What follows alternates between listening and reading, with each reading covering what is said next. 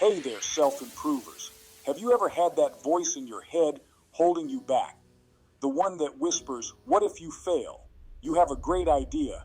You want to pursue a new hobby, but the fear of striking out keeps you frozen in place. Have you wanted to break the ice with that beautiful person and stopped in your tracks for fear of striking out? Alright, so why are we so afraid of failure? It turns out this fear has some deep-rooted origins. From an evolutionary standpoint, fear of failure served as a survival mechanism. Imagine our early human ancestors encountering a dangerous predator. The fear of failure, that feeling of don't mess up, might have kept them from making a risky move that could end badly. Fast forward to today, and that primal fear of failure still lingers. Of course, the consequences of messing up in a meeting aren't quite as dire as facing a saber-toothed tiger. But in our modern world, there are plenty of other pressures that amplify that fear. Your hesitance to take a step toward your goal may simply be rooted in a past experience. You failed before, so you'll fail again. Social media bombards us with images of seemingly perfect lives, creating a sense that everyone else has it all together, while we're constantly on the verge of messing up. On top of that, there's the pressure to achieve perfection. We get caught up in the idea that anything less than flawless is a failure. This perfectionist mindset can be incredibly paralyzing. The fear of not measuring up, of disappointing ourselves and others, keeps us from even trying. And that's where the real problem lies. Because by avoiding failure altogether, we miss out on the chance to learn, grow, and achieve true success. We see this fear of failure play out all around us. Take the aspiring singer who avoids performing because of the fear of being judged, or the writer who keeps their creative projects hidden away, terrified of rejection. Even some of the most successful people in the world have grappled with this fear. Michael Jordan, widely considered the greatest basketball player of all time, was famously cut from his high school basketball team. Imagine if he let the fear of failure hold him back. Instead, he used that experience as motivation, honed his skills, and ultimately reached the pinnacle of his sport. Walt Disney, the man who brought us Mickey Mouse and countless magical films, was once fired from a newspaper job for lacking imagination. Can you believe it? Thankfully, Disney didn't let that setback define him. He went on to create a global entertainment empire, proving that sometimes failure can be the best kind of motivator.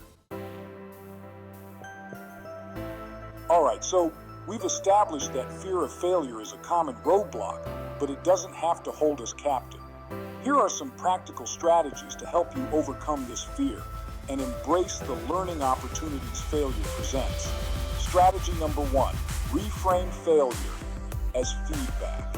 Instead of seeing failure as the end of the road, view it as valuable feedback. What went wrong?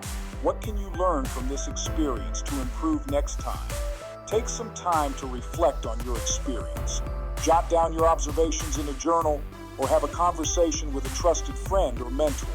By analyzing the situation, you can turn failure into a stepping stone for future success. Strategy number 2, focus on progress, not perfection.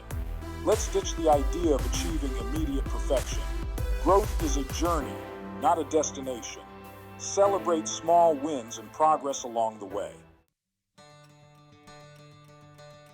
Alright, so you're equipped with some strategies, but how do you put them into action? Here are some practical steps to get you started. Action. Step number 1, identify your fear triggers. What situations or challenges typically trigger your fear of failure? Is it public speaking, sharing your artwork with others? Once you identify your triggers, you can develop strategies for managing that fear in those specific situations. Action. Step number 2, develop a failure plan. Yes, you read that right. Create a plan for what you'll do if you experience failure. Will you practice self-compassion? Seek feedback from a trusted friend. Having a plan in place can ease your anxiety and help you bounce back from setbacks more effectively. Action. Step number 3, celebrate your efforts. Remember, even if you don't achieve the outcome you initially envisioned, celebrate your effort and courage in trying. The act of putting yourself out there and taking risks is a victory in itself. Don't be afraid to share your experiences with supportive friends and family. Surround yourself with people who will encourage you and celebrate your journey, not just your final destination. So let's recap. The fear of failure is a natural human emotion, but it doesn't have to control us.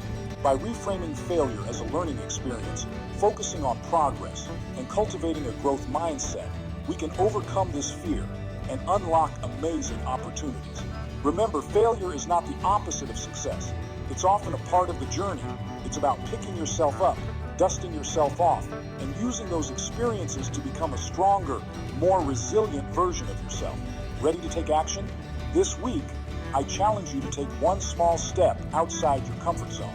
Maybe it's joining a new club, starting a creative project, or finally sharing your ideas in a meeting. Leave a comment and let's support each other on this journey of growth. Don't forget to subscribe for more tips on overcoming challenges and achieving your goals. Thanks for watching.